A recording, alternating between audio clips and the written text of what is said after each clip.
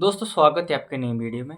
दोस्तों मैंने आपको कहा था कि मैं दिसंबर 2024 की यूजीसी नेट एग्जामिनेशन के लिए आपको बुक लिस्ट बताऊंगा और साथ ही आपको ये भी बताऊंगा कि आपको किस तरह से तैयारी करनी है, सिलेक्टेड किस तरह से पढ़ना है।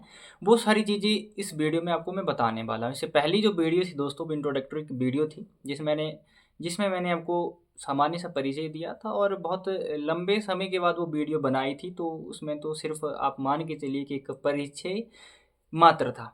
परंतु अब से हम पढ़ना शुरू कर देंगे दोस्तों। किसी विद्यार्थी ने कमेंट किया था कि आप पहली इकाई से पढ़ाना शुरू कर दीजिए। ठीक है, हम पहली इकाई से शुरुआत कर देते हैं दोस्तों। मुझे भी लगता है कि पहली इकाई से ही हमें शुरुआत कर देनी चाहिए। पहली इकाई से शुरुआत करने के बाद दोस्तों, आगे जब भी हमें समस्याएँ आएँगी, जैसे आपको काव्य शास्त्र में अगर कोई समस्या उत्पन्न होती है या कोई अन्य जो इकाइयाँ हैं, वहाँ अगर आपको कोई समस्या उत्पन्न हो तो आप कह सकते हैं, आप बता सकते हैं, हम वहाँ से पढ़ना शुरू कर देंगे, ऐसा कुछ नहीं है, ठीक है? तो 1-2 वीडियोज़ हम पहली इकाई की बना लेंगे, उसके बाद दूसरी, तीसरी इकाई की बना लेंगे। जिस तरह से भी बन पड़ेगा मुझसे, मैं वो पूरी कोशिश करूँगा दोस्तों।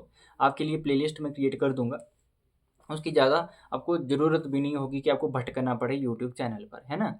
तो ये सारी चीज़ें हैं। बाकी आपको बुक लिस्ट मैं बताऊँगा दोस्तों। यहाँ पे आप मान के चलिए कि इस चैनल के माध्यम से आपको गाइडेंस मिलेगी, ठीक है? गाइडेंस बहुत महत्वपूर्ण होती है दोस्तों। सबसे बड़ी बात होती है आपका मार्गदर्शन। मार्गदर्शन बहुत महत्वपूर्ण होता है और अगर आपके पास मार्गदर्शन सही है तो आप सिलेक्टेड चीज़ें पढ़ेंगे, क्योंकि बहुत सारी चीज़ें पढ़ने को हैं। इतना पढ़ना बहुत मुश्किल है। मैं बाद में आपको इसका किताबें भी बताऊँगा कि कितनी किताबों का ढेर लगा हुआ है। यूजीसी नेट की जो जितनी किताबें मेरे पास उपलब्ध हैं इस समय, है ना? तो जो चीज़ें आपके लिए ज़रूरी हैं, परीक्षा के दृष्टिकोण से बहुत महत्वपूर्ण हैं, उनको भी मैं आपको बताऊँगा दोस्तों। चलिए, तो सिलेबस की बात कर लेते हैं। आपको पता ही है, जो थोड़े से विद्यार्थी, तो मुझे लगता है कि कल भी हमने बातचीत की थी, और कुछ एक विद्यार्थी जो मेरे चैनल पे पुराने हैं, है ना? 1500-2000 के आसपास कुछ एक विद्यार्थी जो वो पुराने भी हैं दोस्त इस चैनल पर, है ना? तो उनके लिए भी ये ज़रूरी हो जाता है बताना। तो आपको पता ही है, दो यूजीसी के 2 पेपर होते हैं बेसिकली अगर सोचा जाए तो, है ना? एक जनरल अवेयरनेस का आ गया आपका, और दूसरा हमारा जो विषय होता है, सब्जेक्ट होता है, उसका पेपर, है ना? तो सबसे पहले हिंदी की बात कर लेते हैं ना। इकाई 1 किसकी है दोस्तों? हिंदी भाषा और उसका विकास, है ना? हिंदी भाषा और उसका विकास। सबसे पहले दोस्तों, उसके लिए एक पुस्तक बताऊँगा मैं। वैसे तो पुस्तकें बहुत सारी हैं दोस्तों, है ना? ये मैंने दोस्तों फ्रंट कैमरा ओपन किया हुआ है, तो मैं पढ़ के बताता हूँ, क्योंकि यहाँ पे उल्टा दिखेगा आपको, है ना? मैं दिखाऊँगा वैसे, परंतु उल्टा दिखेगा ये, क्योंकि मैं फ्रंट कैमरा से वीडियो जो वो शूट कर रहा हूँ, है ना? तो ये पुस्तक है दोस्तों, हिंदी भाषा और उसका उद्गम, ठीक है? हिंदी भाषा का उद्गम और विकास हो रही है ना? उदय नारायण तिवारी की ये पुस्तक है दोस्तों, ठीक है? उदय नारायण तिवारी की, है ना? इसको आप मँगवा सकते हैं, है ना? इसको आप मँगवा सकते हैं, इसको पढ़िएगा। वैसे तो सोचा जाए दोस्तों, तो ये आपकी जो दृष्टि की गाइडें होती हैं, है ना? गोविंद पांडे, सरस्वती पांडे की एक पुस्तक है हिंदी भाषा, है ना? हिंदी भाषा एवं साहित्य का वस्तुनिष्ठ इतिहास, है ना? वहाँ से भी कवर हो जाएँगी। अगर आप वहाँ से कंसेप्ट अपने क्लियर कर लेते हैं, तो उसके बाद इन पुस्तकों को पढ़ना ठीक होगा, है ना? आपके लिए मैं तो यही कहूँगा। इस पुस्तक को पढ़ सकते हैं आप, भोलानाथ तिवारी की पुस्तक को पढ़ सकते हैं आप, है ना?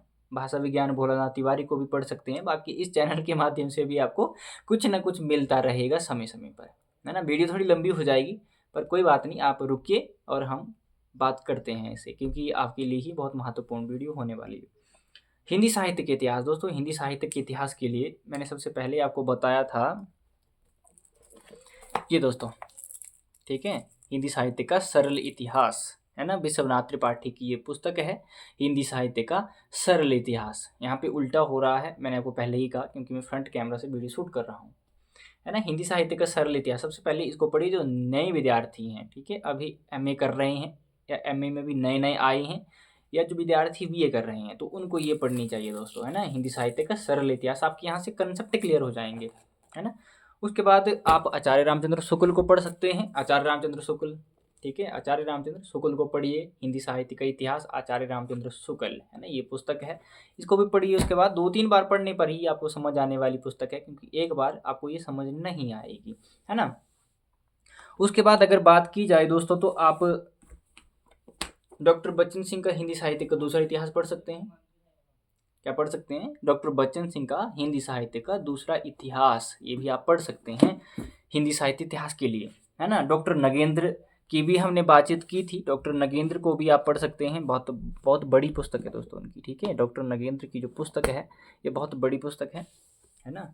ये रही वो पुस्तक, है ना, डॉक्टर नगेंद्र की ये पुस्तक, है ना। मैंने तो एक दो बार पढ़ ली है, परंतु अगर आप चाहें तो पढ़ सकती हैं, अगर आप नहीं चाहें तो भी इसमें कोई बड़ी समस्या नहीं है। अगर आप शुक्ल को पढ़ लेते हैं, डॉक्टर बच्चन सिंह को पढ़ लेते हैं, तो ये आपके लिए बहुत महत्वपूर्ण है, ज़्यादा पढ़ने की ज़रूरत भी नहीं मुझे लगती है। सिलेक्टेड इसी तरह का होता है दोस्तों, ठीक है। सिलेक्टेड इसी को कहते हैं कि हम सिलेक्टेड चीज़ें पढ़ें, है ना। अगर आप चाहें तो डॉक्टर बच्चन सिंह का ही हिंदी आधुनिक हिंदी साहित्य, ठीक है, आधुनिक हिंदी साहित्य का इतिहास, है ना, इसको भी ले सकते हैं, इसको भी पढ़ सकते हैं अगर आप चाहें तो, है ना। और मुझे लगता है कि आधुनिक हिंदी साहित्य का इतिहास आपको यहाँ से पढ़ना चाहिए। आपका जो वैचारिक पृष्ठभूमि जो एक आपकी इकाई है ना, वहाँ से ये इकाई सॉल्व हो सकती है, ठीक है। क्योंकि यहाँ से जो चीज़ें हैं इसमें आपको बताया गया हुआ है सब कुछ, है ना। भारतेंदु का समय क्या था, पुनर्जागरण काल, है ना, नवजागरण काल, ठीक है। आपका फोर्ट विलियम कॉलेज के संबंध में सारी चीज़ें यहाँ पे आपको मेंशन की हुई है इस पुस्तक में, तो इसको पढ़ सकते हैं आप, है ना। तो हिंदी साहित्य के इतिहास भी आपका यहाँ से जाता है, ठीक है। उसके बाद आते हैं हम दोस्तों साहित्य शास्त्र पर, है ना। साहित्य शास्त्र पर आते हैं, मैंने आपको कल भी बताया था कुछ एक विद्यार्थियों को, ठीक है। डॉक्टर विवेक शंकर की ये पुस्तक है दोस्तों, भारतीय एवं पाश्चात्य काव्य शास्त्र, है ना, भारतीय एवं पाश्चात्य काव्य शास्त्र, इसको आप पढ़ सकते हैं। इसके बाद मैंने आपको और भी पुस्तकें बताई थी, परंतु इसको ही आप 2-3 बार पढ़ लेते हैं जब तक आपकी परीक्षा उत्तीर्ण नहीं हो जाती है। मैं कहूँगा इसको ही पढ़िए सिर्फ, ठीक है। और अगर आपकी परीक्षा उत्तीर्ण हो जाती है उसके बाद आप पढ़िए डॉक्टर भगीरथ मिश्र का काव्य शास्त्र आता है, ठीक है। भारतीय व्याकरण का पाश्चात्य भी आता है, देवेंद्रनाथ शर्मा का आता है, ठीक है। डॉक्टर तारकनाथ बाली की पुस्तकें आती हैं भारतीय व पाश्चात्य काव्य शास्त्र दोनों में, है ना। तो आप वहाँ से पढ़ सकते हैं, पर मुझे लगता है कि नेट के लिए सफिशेंट है दोस्तों, है ना, नेट के लिए पर्याप्त है ना। इसको ही पढ़िए नेट के लिए, एक नहीं 2-3 बार 4-5 बार पढ़िए इसको। इसमें भारतीय व पाश्चात्य काव्य शास्त्र दोनों हैं। और ये जो आपका साहित्य शास्त्र है दोस्तों, यहाँ से इस पुस्तक के अलावा कोई प्रश्न बाहर नहीं जाएगा, ठीक है। क्योंकि मुझे पता है, मैंने तैयारियाँ की हुई हैं, आज तक देखता आ रहा हूँ मैं ना, तो ये चीज़ें मुझे पता है। जिस तरह से मैं बता रहा हूँ अगर उस तरह से आप पढ़ते हैं तो मुझे लगता है कि आप कर लेंगे, है ना। क्योंकि जिस तरह से स्ट्रैटेजी मैंने बनाई थी दोस्तों, है ना, और अपने 1.5-2 साल की अनुभव के आधार पर, अनुभव यूट्यूब की बात कर रहा हूँ मैं, है ना, यूट्यूब पे मुझे 1.5 साल या 2 साल हो चुके हैं, है ना। तो 1.5 साल हो चुके हैं, 2 तो नहीं 1.5 साल हो चुका है यूट्यूब पे। कुछ समय तक ये बंद भी था, परंतु 1.5 साल मुझे हो चुका है और बहुत सारे विद्यार्थी इसमें उत्तीर्ण भी हुए हैं दोस्तों। ऐसा नहीं कि विद्यार्थी उत्तीर्ण नहीं होते हैं, पीजीटी विद्यार्थी बने हैं। सबसे महत्वपूर्ण गाइडेंस का होता है, मार्गदर्शन का होता है। आप मार्गदर्शन आपको सही मिल रहा है और आप उस तरह से फॉलो करते हैं चीज़ें, तो आपके लिए वो सहूलियत का काम करेंगी, है ना। बड़ी बात यही होती है दोस्तों, जब हम नए-नए होते हैं, पता नहीं होती हैं चीज़ें, ठीक है। जो मार्गदर्शक होता है दोस्तों मैंने आपको कल भी बताया था, है ना, जो मार्गदर्शक होता है वो ऐसा काम करता है जो आपको चीज़, सफलता, सक्सेस जो आपको 1 साल के बाद मिलनी होती है, वो आपको 1 साल पहले मिल जाती है। जो आपको 2 साल बाद मिलनी होती है, वो 1 साल पहले मिल जाती है, अगर मार्गदर्शक आपका सही हो और आप उस पे काम करने वाले सही हो, ठीक है? तो ये चीज़ें भी होती हैं इसमें। और गोविंद पांडे सरस्वती पांडे की एक पुस्तक है इस साहित्य इतिहास में, आप इसको भी ऐड कर सकते हैं ना, वन लाइनर है ये, इसको भी रख लीजिए आप और इसको भी कवर कीजिए। भाषा विज्ञान यहाँ से आपका थोड़ा बहुत समझ आ जाएगा आपको कि भाषा विज्ञान होता क्या है ना, थोड़ी बहुत चीज़ें यहाँ से समझ आ जाएंगी। तो साहित्य इतिहास में इसको भी आप ऐड कर सकते हैं, है ना। उसके बाद वैचारिक पृष्ठभूमि। वैचारिक पृष्ठभूमि के लिए मैंने आपको कल भी बताई थी, डॉक्टर विवेक शंकर की पुस्तक आती है दोस्तों। डॉक्टर विवेक शंकर एसोसिएट प्रोफेसर हैं राजस्थान में कहीं, है ना, राजस्थान के किसी महाविद्यालय में वो एसोसिएट प्रोफेसर हैं डॉक्टर विवेक शंकर जी। उन्होंने नेट की जो पुस्तकें हैं, ठीक है, नेट के सिलेबस के आधार पर ही पुस्तकें डिज़ाइन की हुई हैं दोस्तों, है ना। और उसकी जो भाषा शैली है बहुत सरल है ना। मैं इसीलिए रिकमेंड करता हूँ इन चीज़ों को, ताकि आप जो एकदम से कठिन भाषा की ओर जाते हैं ना, जैसे मैंने आपको पहले बताया उदय नारायण तिवारी की जो पुस्तक है हिंदी भाषा का उद्गम और विकास, इसको अब जब आप पढ़ेंगे एकदम से तो आपको चीज़ें समझ नहीं आएंगी। आपको भाषा विज्ञान के संबंध में कुछ कंसेप्ट क्लियर होंगे तो ही आप इस पुस्तक को अच्छे से समझ पाएंगे। इसकी जो भाषा है, जो कठिन भाषा है, कठिन शब्दावली है, उस शब्दावली को पकड़ पाएंगे।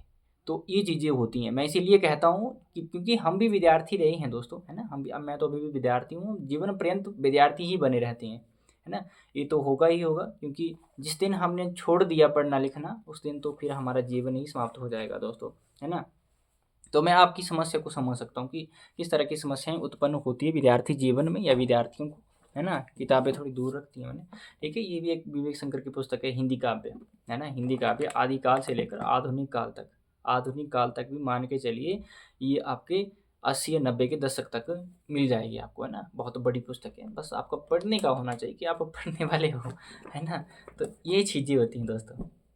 और उसके बाद वैचारिक पृष्ठभूमि के लिए आपको विवेक शंकर की मैंने पुस्तक बताई थी कल भी और आज भी बताता हूँ, ठीक है। हिंदी नवजागरण और वैचारिक पृष्ठभूमि, इस तरह का नाम है। ये आपको अमेज़ॉन पे उपलब्ध होगी, अमेज़ॉन पे आपको मिल जाएगी, हैं, वहाँ से आप ले सकते हैं। उसके बाद हिंदी कविता, हिंदी कविता के लिए कोई पर्टिकुलर पुस्तक तो नहीं है दोस्तों, है ना। इसके लिए मैंने एक ग्रुप बनाया हुआ है, साइट टेलीग्राम ग्रुप भी मैं अगर बना दूंगा, अगर आप चाहें तो, है ना। टेलीग्राम पे बहुत सारे विद्यार्थी आ सकते हैं, तो वहाँ पे ये सारी चीज़ें मटेरियल मिल जाएगा आपको।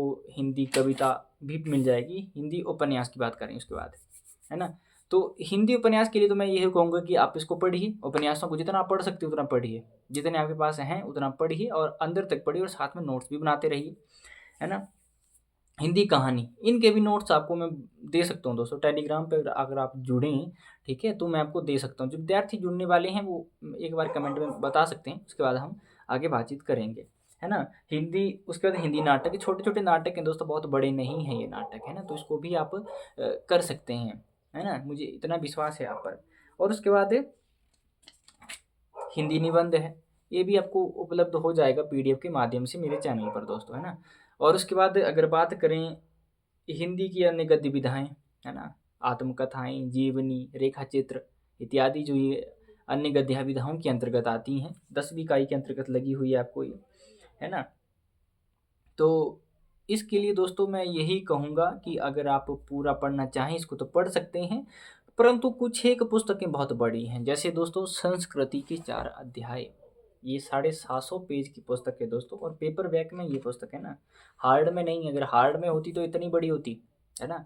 ये पेपर बैक में पुस्तक है, तो 750 पेज हैं दोस्तों इसके, है ना। और इसके पढ़ने के लिए धैर्य चाहिए आप में, और आपके पास समय भी होना चाहिए। चलो धैर्य तो आप में होगा ही होगा, मुझे पता है, परंतु आपके पास समय होना चाहिए, और जो समय आपके पास उपलब्ध नहीं है इस समय, मुझे पता है, ठीक है। तो इसकी जो समरी है वो मैं आपको बता दूंगा, प्रकरण जितने भी प्रश्न अंदर से बनते हैं, जिस तरह से बन रहे हैं वो चीज़ें मैं बता दूंगा। जब आपका क्लियर हो जाए उसके बाद आप पढ़िए, क्योंकि दोस्तों मैं भी अभी ही इसको पढ़ रहा हूँ, क्योंकि इसको पढ़ने के लिए धैर्य चाहिए आप में, है ना। एक बार ये पुस्तक पढ़ने के बाद आप में बहुत सारे बदलाव आ जाएंगे।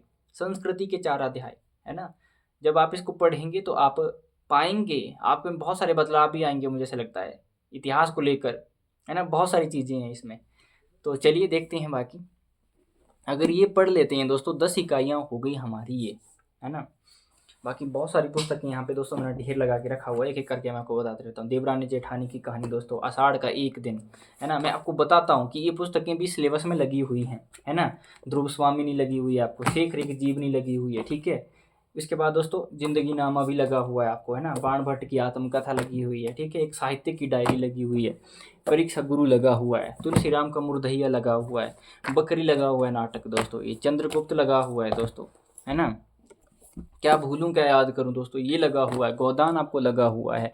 और एक बात दोस्तों, व्याकरण के लिए मैं बात करूं तो व्याकरण के लिए आपको कामता प्रसाद गुरु का ये व्याकरण पढ़ना चाहिए, परंतु उससे पहले आपको लूसेंट पब्लिकेशन का ग्रामर पढ़िए, क्योंकि उसकी भाषा शैली बहुत सरल है, आप वहाँ से चीज़ों को समझ आएंगे। मुझे लग रहा है कि कैमरा हिल रहा होगा, है ना, क्योंकि मैं जोर जोर से कर रहा हूँ तो कैमरा हिल रहा है ना।